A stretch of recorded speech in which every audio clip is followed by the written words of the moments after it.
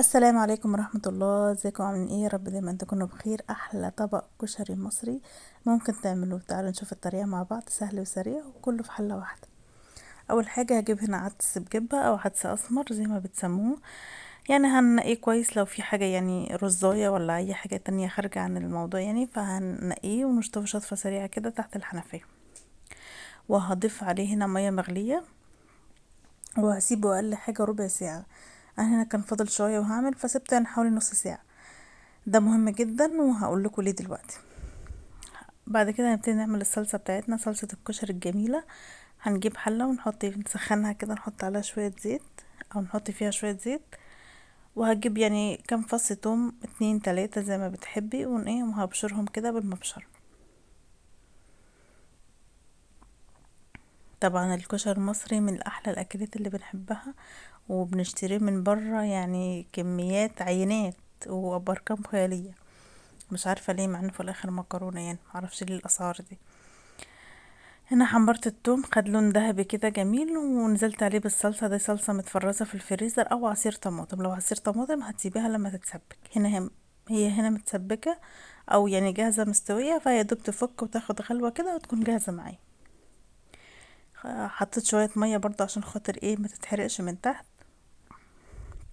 وابتدي احط البهارات. حطيت فلفل اسود وكمون، كزبره ناشفه،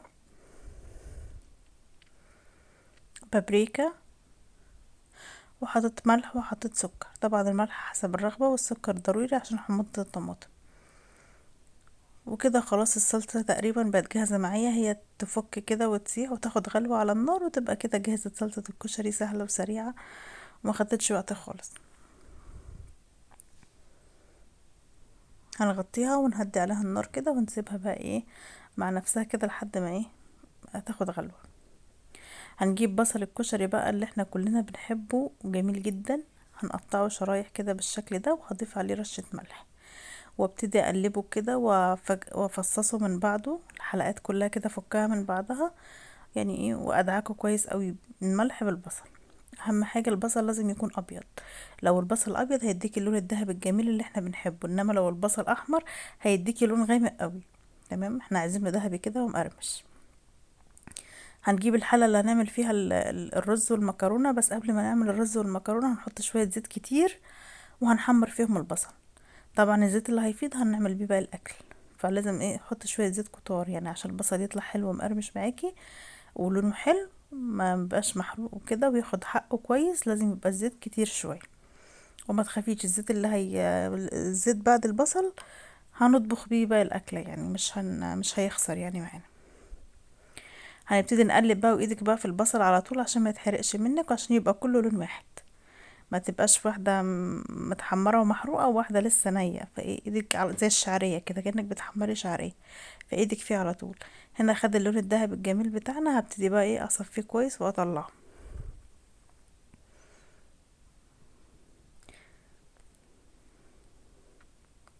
سهل جدا وبسيط وكله في حلة واحدة يعني. من الأكلات يعني الحلوة، بالذات بعد رمضان يعني. طالعين من رمضان شبعانين لحمة وفراخ ووصفات وصواني وطواجن، فدي أكلة حلوة في الوقت ده. في الزيت بقى اللي احنا حمرنا فيه البصل هحمر الشعرية بتاعة الكشري أو بتاعة الرز. حط الكمية اللي تناسبك. انا هنا ما بكترش، انا هنا بحط كميات بسيطة علشان انا بحبش الاكل يفيض، ما ناكلش اكل بايت. وهنا العدس بعد ما تنقع ربع ساعة او نص ساعة، الوقت اللي انت بتحبيه. لون المية الغامق ده انا ما بحبوش. بحب ايه لو حطيناه من غير نقع اللون ده هينزل مع الرز فهيغمق الرز. اما لما بننقعه كده في ميه سخنه فاللون بينزل في الميه، فتيجي تحطيه على الرز، تيجي تحط العدس في الرز يبقى الرز ابيض، كل واحد محتفظ بلونه. هنزل هنا بقى بالرز على الشعرية واشوحهم كويس قوي مع بعض. وابتدي بقى اصفي العدس من المية بتاعته. شايفين لونه حلو والعدس لونه حلو، وكمان الرز هيبقى ابيض زي ما هو كأنك ما حطيتيش عليه عدس خالص. وهبتدي بقى احط المكرونة بتاعتي. طبعا الانواع اللي انت بتحبيها، انا هحط صغيرة وهحط سباكيتي. حابه تضيف اي انواع تانية دي حاجه ترجع لك، والكميات حاجه ترجع لك برضو. انا ما بحبش الاكل البايت، ما بناكلش الاكل البايت، فبعمل كميات قليله على قد الغدا وبس. طبعا انا ولادي صغيرين ومفيش الا انا، يعني انا وزوجي وخلاص. هحط الملح واحط المية بتاعتي وكأننا بقى بنطبخ رز عادي.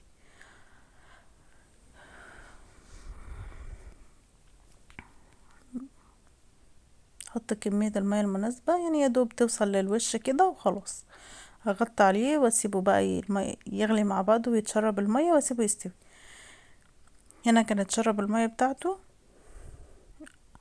وهو لسه فيه شوية مية صغيرين كده، هدي عليه واغطي. نيجي بقى نعمل دقة الكشري. طاسة على النار فيها توم مفروم. هحمر التوم وبرضه ما ياخدش لون قوي، ما يتغمقش في اللون عشان خاطر ما يتحرقش وما يمررش معاك، يعني يكون دهبي اصفر فاتح كده، دهبي فاتح كده. طبعا كشري لازم دقة، مينفعش كشري من غير دقة. فهنديله كده تحميرة سريعة وننزل بمعلقتين خل كبار، شوية خل حلوين كده، ونزلت بكوباية مية وبس. خلاص هحط البهارات بتاعتي، ملح وفلفل وكمون وكزبرة ناشفة.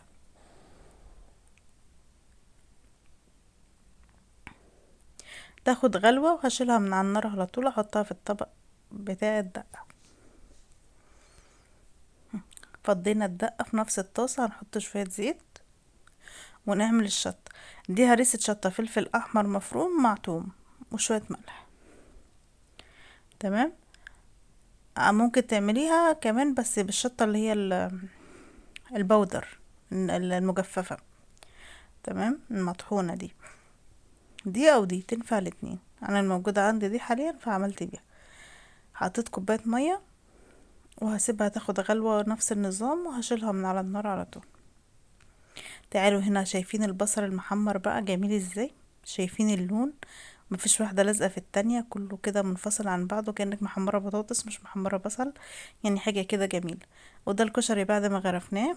شايفين بقى الرز لونه ابيض ازاي؟ مش واخد اللون البني او اللون الاسود بتاع العدس. تمام. هنبتدي بقى نحط الصلصة بتاعتنا نوزعها كده، ونحط بقى البصل كمان، شوية بصل كده من على الوش. طبعا كشري يعني بصل من الحاجات اللي يعني المهمة في الكشري، البصل. ما اعرفش اكل بصل كشري من غير بصل متحمر. بس. وده كان الكشري بتاعنا النهاردة، سهل وسريع، ما خدش وقت خالص، كله في حلة واحدة. جربوه، ما تنسوش اللايك. مع السلامة.